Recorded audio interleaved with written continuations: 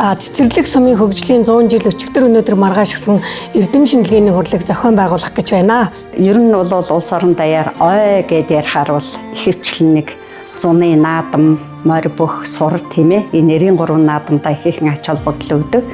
Харин манай цэцэрлэг сумынхны хувьд бол одоо энэ орон нутгаас хоён гэрвлэх ялангуяа залуу хойч үедээ нэг өнгөрсөн зууныг нэг үнэлж цэгнэж үлдээгээд дараагийн зуун руу орох тэр нэг эрч хүч эрмэлзэл хүслийн нэг олох энэ талын ажил дээр ихээхэн анхаарал тавьж байгаа. Энэгээрээ бол манай сумын ойвол үндсэндээ эхэлчихсэн гэж хэлэхэд бол болно. За ингээд энэ бол манай сум төдийгүй сум орон нутгийн түүх соёлын одоо үеийг үлдээх зорилготой ийм одоо өнөөдрийн үед ажиллагаа болж байгаад хүрэлцэн ирсэн нутгийнхаа нийт эрдэмтдийнхаа нэрийн өмнөөс халуун баяр хүргье.